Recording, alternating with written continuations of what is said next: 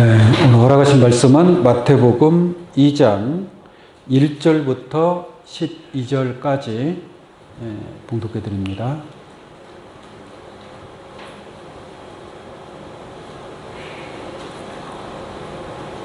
헤로당 때에 예수께서 유대 베들레헴에서 나심에 동방으로부터 박사들이 예루살렘에 이르러 말하되 유대인의 왕으로 나신 이가 어디 계시뇨? 우리가 동방에서 그의 별을 보고 그에게 경배하러 왔노라 하니 헤로당과 온 예루살렘이 듣고 소동한지라. 왕이 모든 대제사장과 백성의 서기관들을 모아 그리스도가 어디서 나겠느뇨 물으니 가로되 유대 베들레헴이오니 이는 선지자로 이렇게 기록된 바 또 유대 땅 베들레헴아 너는 유대 고을 중에 가장 작지 아니하도다. 네게서 한 다스리는 자가 나와서 내 백성 이스라엘의 목자가 되리라 하였음이니이다. 이에 헤롯이 가만히 박사들을 불러 별이 나타난 때를 자세히 묻고 베들레헴으로 보내며 이르되 가서 아기에 대하여 자세히 알아보고 찾거든 내게 고하여 나도 가서 그에게 경배하게 하라. 박사들이 왕의 말을 듣고 갈새 동방에서 보던 그 별이 문득 앞서 인도하여 가다가 아기 있는 곳 위에 머물러 섰는지라. 저희가 별을 보고 가장 크게 기뻐하더라. 집에 들어가 아기와 그 모친 마리아에 함께 있는 것을 보고 엎드려 아기께 경배하고 보배합을 열어 황금과 유향과 모략을 예물로 드리니라. 꿈에 헤로데게로 돌아가지 말라 지시하심을 받아 다른 길로 고국에 돌아가니라. 아멘. 마태복음 2장 1절로 12절까지 봉독해 드렸습니다. 오늘 이 말씀을 통해서 성탄별과 동방박사들이라는 제목으로 말씀을 증거하도록 하겠습니다. 항상 해마다 12월 25일이면 성탄절 예배를 교회마다 다 드리고 있습니다. 여러분들도 그동안 신앙생활에 오면서 이 성탄에 관한, 예수님 탄생에 관한 말씀을 많이 들어보셨죠? 그래서 익히 여러분들 마음 가운데 이 예수 성탄에 관한 이 내용들이 여러분들 마음 가운데 다 있을 것입니다. 다 있는데 오늘 예배를 통해서 진짜 그 속에 깊고 오묘한 하나님의 어떠한 섭리가 숨겨져 있고 우리가 예수 그리스도의 성탄을 통해서 또한 예수 그리스도께서 다시 오시는 재림의 비밀까지도 깨닫는 그러한 축복의 시간이 되기를 원합니다. 아멘. 여러분들 아침에 오시는데 날씨가 추워요, 안 추워요? 많이 추웠죠? 그래서 이불 속에서 나오기가 조금 힘들었죠? 그렇지 않아요? 기쁘고 즐거운 마음으로 달려오신 줄로 믿습니다. 근데 이 추위도 또 한 두어 달 지나면 이 추위도 다 지나갑니다. 그래서 겨울이 가면 또 따뜻한 봄날이 오죠.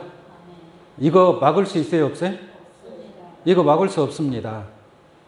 아무도 막을 수 없습니다. 그런 것을 뭐라고 하느냐? 섭리라고 얘기합니다. 섭리. 네? 이 자연의 섭리에 의해서 이루어지는 것. 막을 수가 없어요. 그게 막으면 모든 것이 다 파괴돼 버리는 것입니다. 네.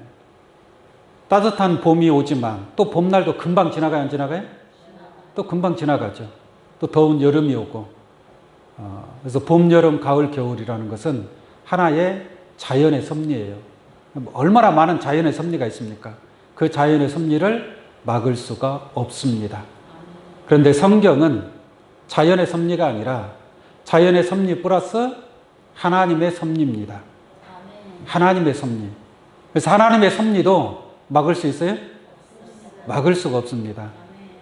이미 아버지 하나님께서 창세기부터 계시록까지 그 시기와 때에 따라서 이루어질 하나님의 뜻이 있고 계획이 있고 섭리가 있습니다. 그 하나님의 이루어질 섭리를 자연의 섭리도 막지 못하는데 하나님의 섭리를 누가 막을 수가 있겠습니까? 그러므로 성경에 기록된 모든 창세기부터 계시록까지 이건 하나님의 약속의 말씀이고 하나님의 섭리의 말씀이다라고 설명드릴 수 있겠습니다. 그래서 예수님이 탄생하는 것도 이미 만세 전에 하나님이 작정했어요, 안 했어요? 작정했습니다.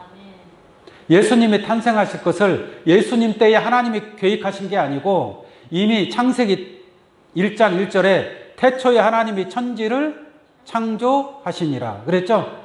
그 천지를 창조하기 전에 그 앞서서 이미 예수님이 탄생하실 것을 베들레헴 말구유에서 탄생하실 것을 이미 작정하신 줄로 믿습니다. 고린도전서 2장 7절 한번 보겠습니다. 오직 비밀한 가운데 있는 하나님의 지혜를 말하는 것이니 곧 감추었던 것인데 하나님이 감춰놓은 거예요. 그 지혜를 감춰놓았던 것인데 하나님이 우리의 영광을 위하사 언제 정했다고 그래요? 만세 전에 미리 정하신 것이라. 그럼 아담부터 예수님까지가 몇 년인 줄 아세요? 4천년. 오늘 이 시간까지가 몇 천년이에요? 6천년. 그런데 하나님은 얼마 전에 정했다고요? 만세 전에 정했단 말이에요. 1세를 1년으로만 계산해도 만세면 몇 년이에요? 만년이란 말이에요. 만년. 그럼 아담이 태어나기도 전에 4천년 전에 이미 하나님께서 만세 전에 모든 것을 작정하셨다. 이것이 하나님의 섭리라고 얘기하는 거예요. 하나님의 섭리. 그러므로 성경은 만세 전에 작정한 하나님의 지혜고 하나님의 뜻이고 하나님의 계획이고 하나님의 약속이고 이 모든 것들이 하나님의 섭리인 줄로 믿습니다. 그래서 예수님의 탄생, 또 십자가의 죽음, 부활, 승천, 또 재림이 있겠죠? 예수 그리스도의 재림, 또 재림으로 끝나는 겁니까? 하나님의 나라가 이루어지죠? 세상 나라가 우리 주와 그 그리스도의 나라가 된다라고 그랬고 뜻이 하늘에서 이룬 것 같이 땅에서 이루어진다라고 말씀하고 있습니다. 그래서 첫째 부활이 이루어지고 둘째 부활이 이루어지고 새하늘과 새 땅, 무궁세계가 이루어질 것을 아버지 하나님께서 계획하시고 작정하시고 섭리하시는 줄로 믿습니다. 그러므로 이 모든 것들은 기록된 대로 하나님의 뜻대로 천지가 없어질지라도 하나님의 말씀은 없어지지 아니하고 틀림없이 성취될 줄로 믿습니다. 그래서 오늘 예수님의 탄생에 관해서 물론 십자가의 죽음, 부활, 승천, 재림 많은 것들이 있지만 오늘 이 탄생의 섭리에 관해서 기록된 말씀으로 깨달아 보도록 하겠습니다. 여러분들이 이미 이 탄생에 관해서 많은 말씀을 들었습니다. 여러분들이 알고 있는 것은 생략하고 새로운 좀 숨겨진 그 하나님의 뜻을 말씀을 드리도록 하겠습니다. 동방박사 많이 들어보셨죠? 동방박사들이 예수님을 예수의 별을 보고 동방에서 오는 박사들이니까 멀리서 오는 사람들이죠. 세 사람이라고는 성경에 기록되어 있지 않습니다. 찬송가에는 뭐 동방박사 세 사람 이렇게 되어 있는데 성경에는 세 사람이라는 말은 없고 그냥 박사들이라고 기록되어 있습니다. 박사들로 한 사람은 아니겠죠. 두 사람 이상이겠죠. 또 많은 사람이 있을 수도 있습니다. 그것은 여러분들이 참고하시고 마태복음 2장 1절부터 보겠습니다. 헤롯 왕 때에 이때는 로마의 속국이었기 때문에 헤롯 왕이 다스리는 시대란 말이에요. 헤롯 왕 때에 예수께서 유대 베들레헴에서 나시매. 예루살렘하고 베들레헴은 좀 떨어져 있습니다. 베들레헴에서 예수님이 탄생하셨다는 얘기죠. 근데 그때에 동방으로부터 박사들이 예루살렘에 이르러 말하되 유대인의 왕으로 나시니가 어디 계시뇨? 우리가 동방에서 그의 별을 보고 그에게 경배하러 왔노라. 이렇게 말씀하고 있죠. 예, 그러면 이 동방 박사들이 하는 말을 다시 한번 들어보도록 하겠습니다. 2절을 보면 이건 동방 박사들이 하는 말이에요. 사람이 말하는 걸 들어오면 그 사람이 어떤 생각 또는 어떤 마음, 어떤 사람인가가 어느 정도 파악이 되죠. 그렇지 않겠습니까? 말을 아주 조리 있게 논리적으로 말을 잘하는 사람이 있고, 어떤 사람 막 어거지로 떼거지 쓰는 사람이 있고, 어떤 사람 막 괴팍하게 얘기하는 사람이 있고, 그 말을 통해서 그 사람에 관해서 알 수 있는 거 아니겠습니까? 근데 이 동방 박사들이 하는 말을 한번 들어보도록 할게요. 유대인의 왕으로 나시니가 어디 계시뇨? 누구를 찾는 거예요? 유대인의 왕. 유대인의 왕으로 나시니가 어디 계시뇨? 이게 유대인의 왕은 지금 헤롯 왕이 다스리고 있잖아요. 헤롯 왕이 다스리고 있는데 유대인의 왕으로 나시니가 어디 계시뇨? 또 다른 왕을 찾는다라는 얘기예요. 이건 사실상 있을 수 없는 일입니다. 어떻게 육신적으로 보면 왕이 있는데 또 다른 왕을 찾고 있다 이 말이에요. 그럼 이거 용모나 마찬가지 아니에요? 네? 육신적으로 볼 때. 결국은 여러분들이 잘 알고 있는 것처럼 헤롯 왕이 예수를 죽이려고 해야 하네? 예수를 죽이려고 하지 않습니까? 근데 예수 그리스도가 어디에서 탄생했고 누군지 모르니까 헤롯 왕이 다만 베들레헴에서 탄생한다는 걸 알고 있잖아요. 그걸 알고 있는 헤롯 왕이 나중에 가서 로마 군사들을 보내가지고 그 베들레헴에 있는 2살 아래 어린아이들을 다 죽이는 일이 있지 않습니까? 그게 헤롯 왕의 속성이란 말이에요. 속성. 그러니 헤롯 왕이 버티고 있는데 또 다른 왕을 찾으니까 기가 막힌 거죠. 한번 보겠습니다. 유대인의 왕으로 나시니가 어디 계시뇨? 우리가 동방에서 그의 별을 보고 그에게 경배하러 왔노라 라고 말씀하고 있습니다. 이게 동방 박사들은 별을 봤어요. 별을. 이게 예수 성탄의 별이란 말이에요. 그 성탄의 별을 보고 그에게 경배하러 왔노라.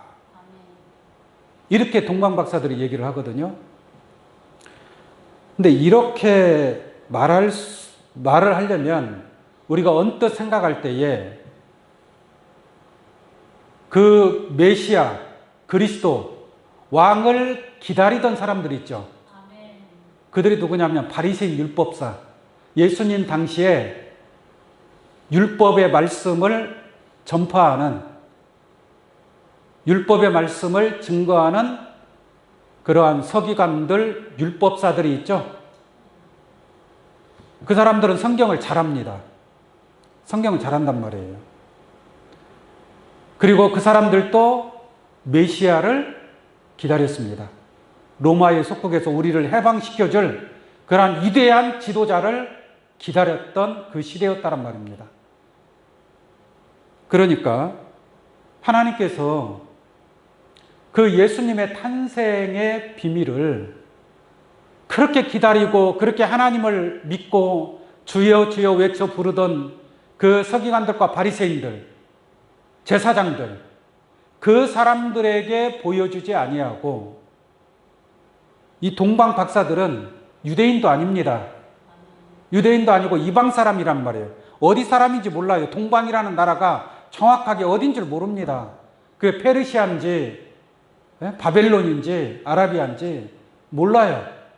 다만 동방에서 온 박사들이라고만 이렇게 성경에 기록이 되어 있다 이 말이에요. 어쨌든 이방인이라는 얘기죠. 유대인도 아닙니다. 근데 하나님께서 이 성탄의 별을 누구한테 보여준 거예요? 동방 박사들에게 보여준 거예요. 동방 박사들에게. 이게 동방박사들이 이 주애란에 보시면, 일자 주애란에 보시면 점성자들이라고 돼 있어요. 점성자들. 별을 연구하는 천문학자라고 생각하시면 되겠죠. 이게 별을 보고 옛날에는 점을 쳤습니다. 점을. 별을 보고 어떤 여러 가지 이제 점을 치는 그러한 사람들을 점성자, 오늘날로 부르면 별을 연구하는 천문학자, 그렇게 이해하시면 될 것 같은데요. 왜 하나님께서 그 수많은 하나님을 믿는 그 바리새인 율법사들도 많은데 그렇지 않습니까? 근데 그 사람들에게는 전혀 보여주지 아니하고 왜 동방박사들의 마음에 별을 보여주었느냐라는 얘기죠. 별을. 한번 생각해 보십시오. 이스라엘에 유대인들이 얼마나 많이 있습니까? 이 유대인들은 다 여러분들처럼 막 신앙생활 쉽게 말하면 장로 직분 받고 권사 직분 받고 그렇게 하는 또 목회하는 수많은 목회자, 지금으로 보면 그런 사람들이 많이 그런 사람들에게 알려주고 하나님께서 그 성탄의 그 소식을 알려줘야 되는데 그들에게 알려주지 않고 왜 생뚱맞게 이방 사람인 그 유대인도 아닌 동방의 박사들, 점성자들에게 알려주었느냐라는 얘기예요. 이스라엘의 바리새인 율법사들에게 한 사람에게도 그러한 소식을 알려줬어요? 안 알려줬어요? 알려주질 않았어요. 그래서 고요한 밤이라는 얘기입니다. 어둡고 캄캄한 밤이라는 얘기예요. 모르니까 예수님 탄생의 소식을 다른 사람들은 알았어요? 몰랐어요? 몰랐어요. 다 세상이 다 잠자고 있었습니다. 동방박사들이 예루살렘에 와서 유대인의 왕으로 나신 이가 어디 계시냐라고 했는데도 불구하고 이 사람들은 예수님의 탄생에 관해서 관심도 있어요? 없어요? 없어요. 없어요. 예수님이 탄생하건 말건 그거는 신경도 쓰지 아니하는 바리새인 율법사들이었기 때문에 초림 때 예수님이 도적같이 왔다라고 얘기할 수 있는 겁니다. 모르잖아요. 동방박사 그 외에는 알아요, 몰라요? 모르잖아요. 그 밤에서 밤새도록 양을 치는 목자들에게, 참목자에게 알려준 건 있습니다. 그러니까 이 사람들 말고는 예수 탄생의 소식을 들은 자들이 아무도 없단 말이에요. 그러므로 예수님이 어떻게 오신 거예요? 도적같이 오신 겁니다. 그러니까 다시 오시는 재림 때에도 예수님이 알게 올까요? 모르게 도적같이 올까요? 도적같이 온단 말이에요. 그러니까 예수님 재림의 비밀도, 재림의 소식도 사람들이 알겠어요? 모르겠어요? 모른다는 말씀입니다. 주의 이름으로 귀신을 쫓아내도 모르고 선지자 노릇한다 할지라도 모르고 주여 주여 하는 자도 모르고. 무슨 말인지 아시겠습니까? 마지막 인자 때에도 예수님께서 도적같이 오시는 거예요. 데살로니가 전서 5장 2절 한번 보겠습니다. 데살로니가 전서 5장 2절 보세요. 주의 날이, 예수님이 오시는 날을 얘기하는 겁니다. 주의 날이 밤에 도적같이 이를 줄을 너희 자신이 자세히 뭐예요? 알미라. 예수님이 초림 때에도 온 세상이 모르게 도적같이 오셨단 말이에요. 그러나 동방박사와 목동들에게는 도적같이 온 게 아닙니다. 알게 오신 거죠. 알게 오신 거죠. 근데 예수님이 오실 때, 재림하실 때에도 밤에 도적같이 이를 줄을 너희 자신이 자세히 알미라. 그 다음 3절 보겠습니다. 저희가 평안하다, 안전하다 할 그때에 잉태된 여자에게 해산 고통이 이름과 같이 멸망이 호련히 저희에게 이르느니 결단코 피하지 못하리라. 네? 잉태된 여자에게 해산의 고통이 어떻게 와요? 갑자기 오잖아요. 미리 언제 몇 월 며칠 날 몇 시에 해산이 온다라고 알려주고 와요? 그 뱃속에 있는 아기가 나 몇 월 며칠 몇 시에 나간다고 말을 통보해요? 안 하잖아요. 언제 나올지 몰라. 엊그저께 뉴스에 보니까 차 타고 가다가 터널 속에서 아기를 낳더라고요. 네? 그러니까 해산의 고통이 어떻게 오느냐? 도적같이 오는 거예요. 도적같이. 그러니까 도적같이 오니까 갑자기 맞이하는 거죠. 갑자기. 피할 길이 없다는 얘기입니다. 4절 보겠습니다. 형제들아 너희는 어디에 있지 아니하며 어둠에 있지 아니하며 그날이 도적같이 너희에게 임하지 못하리니. 네? 그러니까 어둠의 아들에게는 어떻게 임한다? 도적같이 임한다. 쉽게 말하면 바리새인, 율법사, 사두개인들, 율법학자들, 제사장들, 이 사람들을 하나님께서 알려줘야 안 알려줘요? 알려주지 않는다 이 말이에요. 그러니까 이 사람들 모르게 어떻게 오는 거예요? 도적같이 오는 거예요. 그러므로 이 사람들은 멸망이 호련히 저희에게 임하게 되는 줄로 믿습니다. 그러나 어둠에 있지 아니한 자들에게는 도적같이 오는 거예요? 알게 오는 거예요? 알게 오는 거예요. 어둠에 있지 아니하는 자는 빛의 아들들입니다. 빛 가운데 거하는 자들. 빛은 말씀 속에 있습니다. 말씀 안에 거하는 자들. 할렐루야.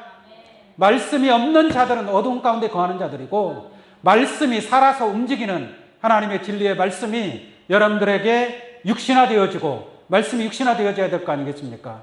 그 말씀 속에 생명이 있고 빛이 있는 줄로 믿습니다. 그러니까 이러한 빛의 아들에게는 예수님이 다시 오실 때 알려줘요, 안 알려줘요?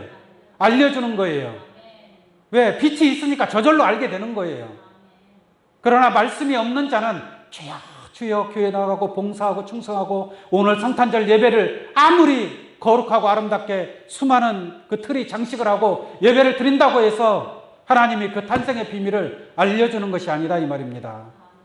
말씀 안에 빛이 있기 때문에 진리 가운데 거하는 자들에게 아버지 하나님께서 이 말씀을 통해서 재림의 그 비밀을 마치 동방박사들에게 별을 보여준 것처럼 여러분들도 별을 볼 수 있는 그러한 믿음의 또한 깨달음의 신앙이 되시기를 원합니다. 다시 오늘 본 말씀 보도록 하겠습니다. 마태복음 2장 7절 보겠습니다. 7절. 이에 헤롯이 가만히 박사들을 불러 별이 나타난 그때를 자세히 묻고 베들레헴으로 보내며 이르되 가서 아기에 대하여 자세히 알아보고 찾거든 내게 고하여 나도 가서 그에게 경배하게 하라. 이것이 헤롯 왕의 말입니다. 왜 이렇게 얘기하는 줄 여러분들은 알고 계시죠? 헤롯 왕의 심보, 헤롯 왕의 이 고약한 이 마음을 여러분들은 꿰뚫고 있는 줄로 믿습니다. 그럼 9절 보겠습니다. 박사들이 왕의 말을 듣고 갈새, 베들레헴에서 예수가 탄생한다고 하니 베들레헴으로 가라. 가서 찾거든 나한테도 얘기해 주라 그러죠.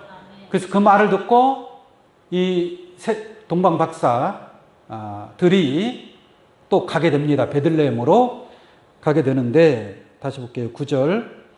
박사들이 왕의 말을 듣고 갈새 동방에서 보던 그 별이 문득 앞서 인도하여 가다가 아기 있는 곳 위에 머물러 섰는지라. 자, 보세요. 동방에서부터 별을 보고 따라왔죠. 예루살렘까지 왔습니다. 또 예루살렘에서 베들레헴으로 가게 됩니다. 베들레헴으로 가게 되는데 또 별이 인도를 해야 하네요. 별이 인도를 합니다. 별이 인도를 해요. 그래서 별을 보고 따라갑니다.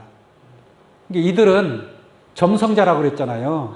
별을 연구하는, 매일 눈만 뜨면 하늘을 쳐다보는 사람들이란 말이에요. 하늘의 별이 어떻게 흘러가고 있고 어느 방향으로 가고 있는지 그런 것을 연구하는 학자들이기 때문에 그 별을 보고 베들레헴까지 왔다고 하니까 진짜 저 하늘에 있는 별을 보고 베들레헴에 왔다. 실상의 별이다. 그렇게 생각할 수가 있겠죠. 성경에 별이라고 써 있으니까. 그러나 이것은 진짜 저 하늘에 떠 있는 별을 두고서 하신 말씀은 아닙니다. 그렇게 하늘에 있는 저 별을 보고 예루살렘까지 오기도 힘들고, 또 예루살렘에서 베들레헴까지 오기도 힘들고, 베들레헴에서 그 아기 예수가 탄생한 그 집 위에까지 오는 것도 말이 안 되는 거예요. 별이 얼마나 큽니까? 그 큰 별이 인도를 하려면 지구 가까이 내려와서 그 동방박사들 머리 앞에서 인도를 해야 될 거 아니에요. 그게 가능해요? 그럼 말이 안 되는 거죠. 예. 그래서 성경은 여러 가지 비유와 비사로 기록이 되어 있습니다. 이 예수의 별을 보고 찾아온 동방박사들이 보았던 그 별이 어떠한 별인가, 그 별에 관해서 성경을 통해서 한번 알아보도록 하겠습니다. 계시록 2장 28절 보겠습니다.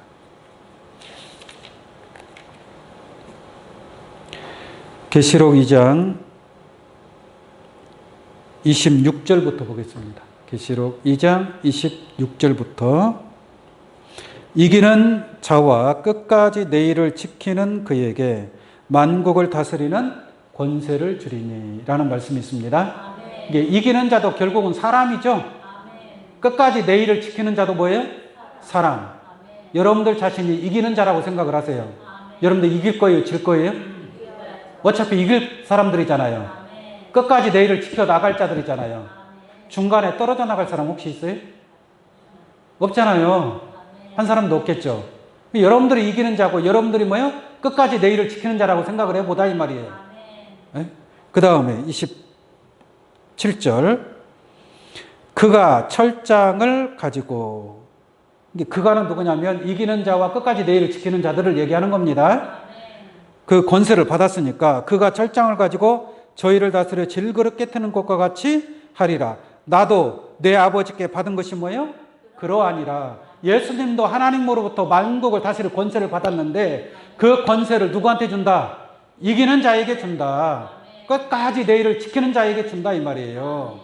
네? 그러니까 예수님이 여러분들에게 그 권세를 뭐 하겠다? 주겠다라는 얘기예요.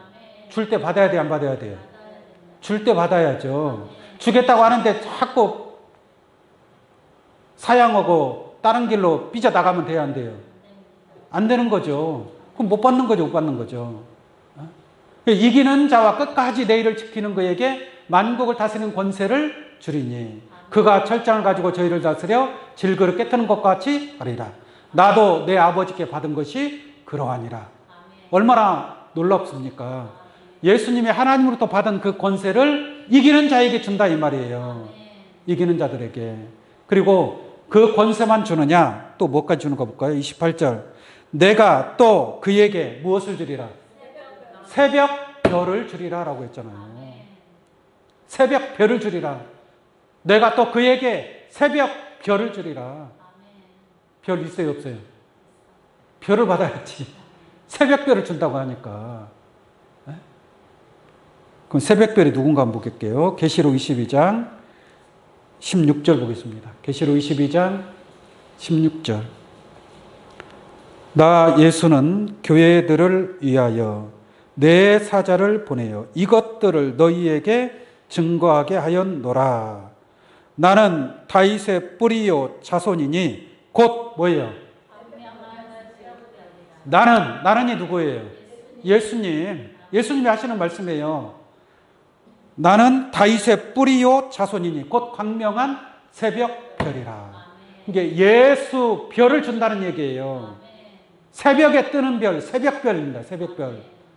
이게 새벽 별을 받은 자는 그 별의 인도를 받게 될 줄로 믿습니다.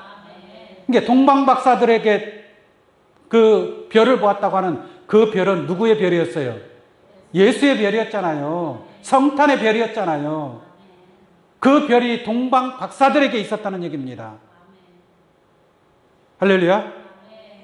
이게 다시 오시는 주님을 영접하는 자들도 이와 같이 예수 그리스도의 새벽 별이 있어야 될 줄로 믿습니다.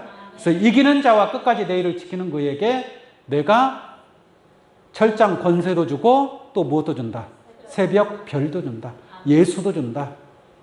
예수 진리의 빛을 받을 수 있는 여러분들 되시기를 원합니다. 베드로후서 1장 19절 한번 보겠습니다. 베드로후서 1장 19절 또 얘기합니다. 또 우리에게 더 확실한 예언이 있어. 우리에게 뭐가 있다고요? 확실한 예언이 있어. 확실한 예언이라는 말이 무슨 말이에요? 예언의 말씀을 확실하게 깨달은 것이 있다 이거예요. 그걸 계시록에서는 펴놓인 작은 책을 받아 먹었다라고 얘기를 하는 겁니다. 그 확실한 예언이 있는 거죠. 먹었으니까. 확실한 예언이 있어. 그 예언이 어떤 역할을 하느냐? 어두운 데 비치는 무엇과 같으니? 등불과 같으니. 무엇이? 여러분들이 깨달은 확실한 예언의 말씀이 있을 때에 어두운 데 비추는 뭐예요? 등불과 같다. 이게 어두워도 아무리 세상이 캄캄해도 무슨 말인지 아시겠습니까? 캄캄해도 여러분들에게 확실한 예언이 있으면 두려워할 필요가 있어요, 없어요? 두려워할 필요가 없는 거죠. 등불이 있는데. 날이 새어 샛별이 새벽별입니다. 날이 새어 샛별이 너희 마음에 뭐하기까지? 떠오르기까지. 할렐루야. 그러니까 이 샛별은 여러분들의 마음에서 떠오르는 별이다 이 말이에요. 그 별이 등불이 되는 것이고 그 등불이 되는 것이 여러분들의 깨달은 이 진리의 말씀, 확실한 예언의 말씀의 깨달음이 여러분들에게 등불이 되고 마음에 떠오르는 샛별이 되고 그 샛별이 떠오르는 자들에게 우리 주님은 다시 오실 주님이 나타나게 될 것인 줄로 믿습니다. 그래서 동방박사를 인도한 별은 마음에 떠오르는 예수의 별이었던 것인 줄로 믿습니다. 이러한 별이 또 이 마지막 때에 다시 오실 주님을 영접하고자 하는 자들은 예수의 별을 받을 수 있는 이기는 자와 끝까지 내일을 지키는 자들로 나타나야 될 줄로 믿습니다. 자, 오늘 본말씀 다시 보겠습니다. 마태복음 2장 11절입니다. 11절. 집에 들어가 아기와 그 모친 마리아에 함께 있는 것을 보고 엎드려 아기께 경배하고 보배합을 열어 황금과 유향과 모략을 예물로 드리니라. 네? 이것도 많이 들어본 말씀이죠? 황금과 유향과 모략을 예물로 드리니라. 그리고 12절까지 볼게요. 꿈에 헤로데게로 돌아가지 말라 지시하심을 받아 다른 길로 고국에 모여 돌아가니라. 이렇게 말씀하고 있습니다. 그러니까 이 동방박사들은 꿈에서 천사가 나타나서 그것을 알려주는 거예요. 여러분들 꿈에 천사가 나타나서 뭐 알려주던가요? 신앙생활 몇십 년 했어도 천사가 꿈에 나타나서 알려준 적이 없어. 네? 그러잖아요. 그럼 동방박사가 나아요? 내가 나아요? 동방박사들의 예를 들어서 동방박사들이 한번 생각을 해보자고요. 그냥 하나님의 섭리도 모르고 하나님의 뜻도 모르고 하나님을 섬기는 자도 아니고 그냥 이방인이었단 말이에요. 그냥 하늘의 별을 연구해서 점이 낮추는 그러한 점성자들이라면 하나님께서 왜 굳이 동방에 있는 그 사람들에게 이 예수 탄생의 별을 보여줬을까요? 뭐 예루살렘에는 사람이 없습니까? 이스라엘에는 사람이 없나요? 많은 사람들이 있는데 왜 하필 동방 박사들에게 이러한 성탄의 별을 보여주었느냐라는 얘기죠. 그래서 육신적으로 동방 박사들이 육신적인 별을 연구하는 그러한 천문학자와 같은 과학자들이다라고 생각할 수도 있겠죠. 육신적으로 볼 때에는. 그러나 제가 방금 설명해 드린 것처럼 그 마음에 동방 박사들에게 보여준 그 별, 예수의 별이고 성탄의 별이었습니다. 다른 사람한테는 보여주지 않는데 왜 이 동방 박사들에게는 그 별을 보여주었느냐라는 얘기죠. 성경으로 이 동방이라는 곳이 어떤 곳인가? 육신적으로 보면은 뭐 바사국이라든지 바벨론이라든지 그렇게 얘기할 수 있지만 영적인 하나님의 섭리적으로 한번 이 동방 박사에 관한 비밀을 한번 알려드리도록 하겠습니다. 이사야 41장을 한번 보겠습니다. 이사야 41장 2절을 봅니다.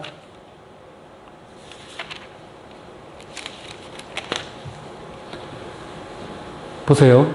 누가 동방에서 사람을 일으키며, 어디에서 사람을 일으키며? 동방에서 사람을 일으키며 의로 불러서 자기 발 앞에 이르게 하였노뇨. 열국으로 그 앞에 굴복하게 하며. 열국이 뭐 한다고요? 굴복한다. 누구 앞에? 동방에서 사람을 일으킨다 이 말이 하나님께서. 동방에서 일으키는 사람이니까 동방 사람이어야 되겠죠? 그러잖아요. 동방에서 사람을 일으키니까. 근데 저 사람이 문자적으로 육신적으로 보면은 바사왕 고레스를 상징하고 있습니다. 바사왕 고레스. 그런데 고레스가 동방에서 나온 게 아니란 말이에요. 말 그대로 바사 사람이지. 바사왕이란 말이에요. 페르시아 왕, 바사왕. 그런데 저기서 일으키는 한 사람은 어디에서 일으킨다고요? 동방에서 일으킨단 말이에요. 동방이라는 곳이 어떤 곳이냐가 좀 궁금해질 거 아니에요. 동방에서 사람을 일으키며 의로 불러서 자기 발 앞에 이르게 하였느냐. 그러니까 동방에서 한 사람이 일어나서 하나님의 큰 사명을 감당합니다. 그것을 문자적으로 하면 고레스라는 얘기죠. 고레스. 열국으로 그 앞에 굴복게 하며 그로 왕들을 치리하게 하되 그들로 그의 칼에 티끌 같게 그의 활에 불리는 촉에 같게 하며. 앞으로 이러한 일을 행할 동방에서 한 사람이 일어나게 되어 있음을, 이 말씀은 지나간 역사적인 것을 기록한 것이 아니라 앞으로 이루어질 예언적으로 하신 말씀인 줄로 믿습니다. 다시 말하면 동방에서 한 사람이 나와야 안 나와요? 나오게 되어 있다 이 말이에요. 동방에서 한 사람, 그 사람을 고레스라고도 하고 야곱의 하나님으로도 표현하고 있고, 그래서 이 야곱의 하나님이 야곱의 사명자가 출현해서 산들을 쳐서 부스를 만들러 작은 산들로 격하게 한다라는 말씀이 있습니다. 이게 열국으로 다 항복하게 한다는 얘기죠. 그 사람이 어디에서 일어난다고요? 동방에서 일어난다 이 말입니다. 이사야 46장 10절 한번 보겠습니다. 내가 종말을 처음부터 고하며. 이거 하나님이 하시는 말씀이에요. 아직 이루지 아니한 일을 옛적부터 보이고 이르기를 나의 모략이 설 것이니 내가 나의 모든 기뻐하는 것을 이루리라. 하나님이 세운 그 섭리, 모략을 하나님이 이루셔야 안 이루셔요? 이루신다 이 말이에요. 하나님의 모략을 이루는데 하나님께서 누구를 통해서 모략을 이루느냐? 11절 보겠습니다. 내가 다시 동방에서 독수리를 부르며. 동방에서 누구를 불러요? 독수리를 부르는 거예요. 독수리를. 그러면 동방이 어디냔 말이에요. 동방이 육신적인 어떤 동쪽의 나라를 얘기하는 거예요. 동방이라고 하는 것은 성경에서 지명적인 동방도 있지만 여기서 말하는 저 동방이라는 것은 어떤 지명, 장소, 위치를 얘기하는 게 아니에요. 동방에서 누구를 부른다? 독수리를 부른다. 근데 그 독수리가 실상에 날아다니는 독수리를 부른다는 얘기? 말도 안 되는 얘기잖아요. 근데 독수리를 부르며 먼 나라에서 나의 모략을 이룰 사람을 부른다 이 말이에요. 이게 동방에서 독수리를 부른다라는 것은 하나님의 모략을 이룰 누구를 부른다? 사람을 부르는 거예요. 하나님의 모략을 이룰 독수리와 같은 그러한 사명자가 출현하는 곳이 어디다? 동방이다라는 거예요. 성경의 동방이라는 뜻은 빛이 출현하는 곳, 해 돋는 곳. 그렇게 성경은 여러 가지로 동방을 표현하는 겁니다. 이게 박사들도 어디서부터 온 박사들이에요? 동방에서 온 박사들이란 말이에요. 박사들을 누가 보냈어요? 하나님이 보내는 거 아니에요? 이 동방의 독수리를 누가 불러요? 하나님이 부르시잖아요. 하나님이 부르셔서 하나님의 모략을 이루게 하신다 이 말이에요. 그러므로 이 동방이라는 의미는 하나님의 섭리가 시작되는 곳. 네? 하나님의 섭리가, 하나님의 빛이 시작되는 곳.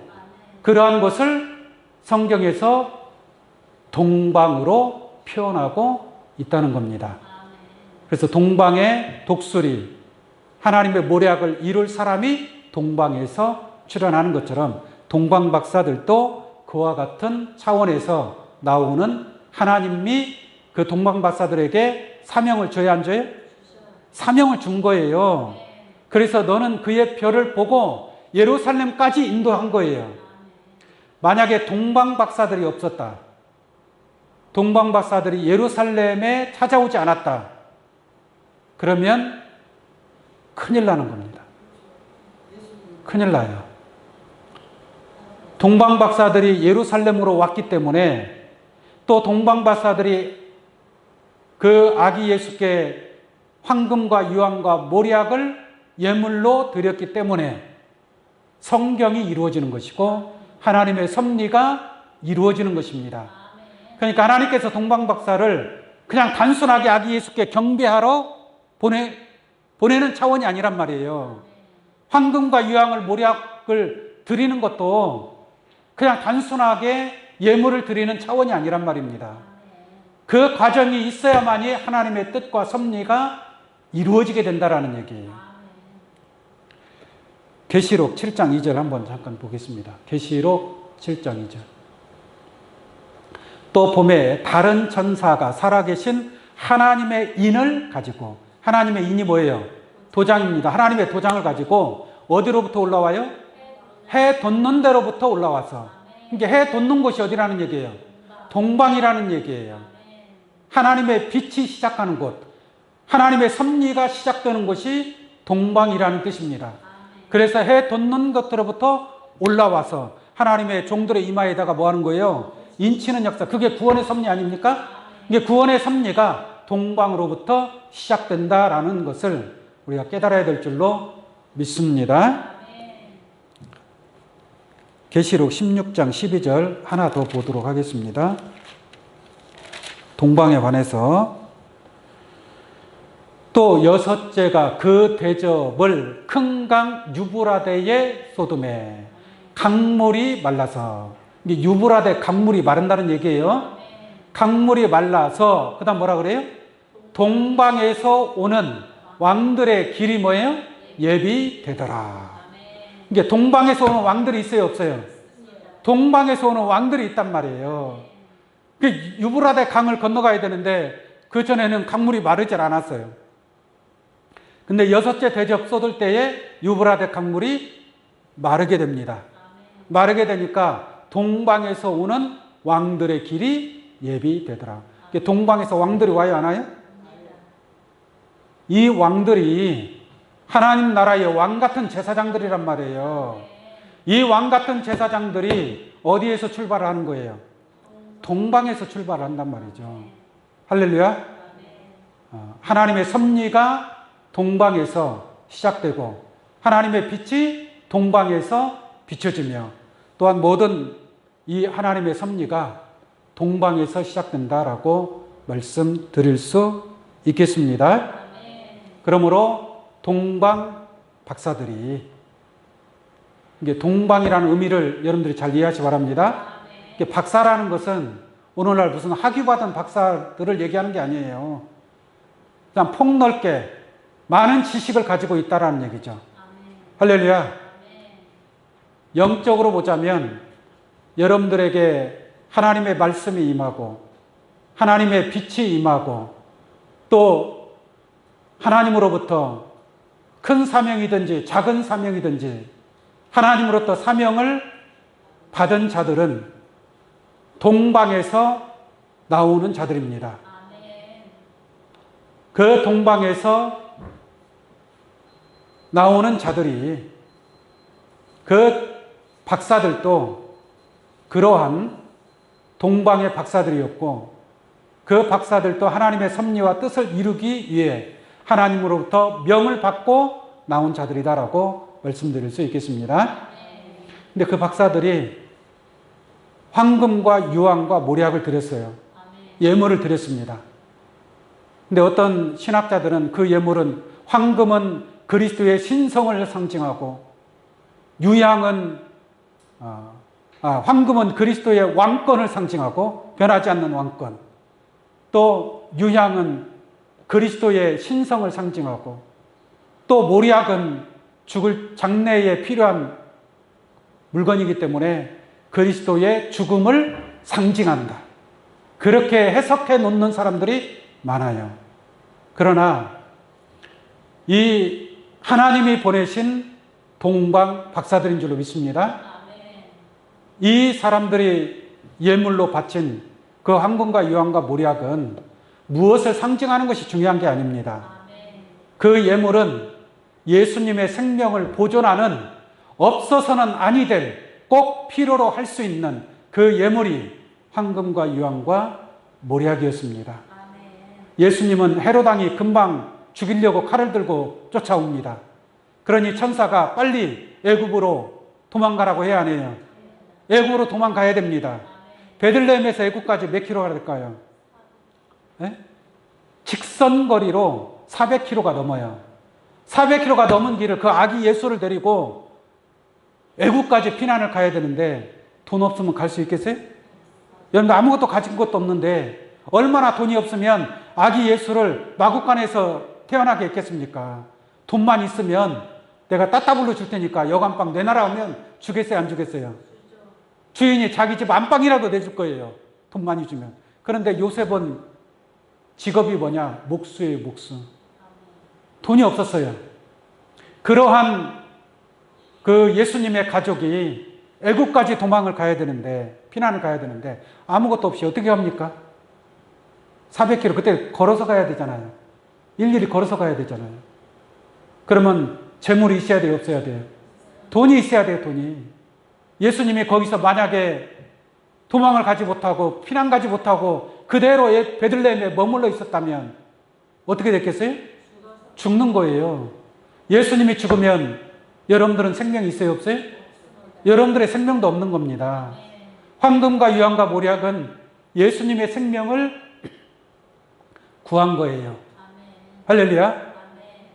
예수님의 그 위험한 상황에서 생명을 구한 것이고, 예수님은 동방 박사의 예물은 예수님의 생명을 구한 것이고, 또 예수님은 누구의 생명을 구한 거예요? 우리의 생명을 구한 거예요. 그럼 동방 박사의 예물과 여러분들과는 관계가 있어요, 없어요?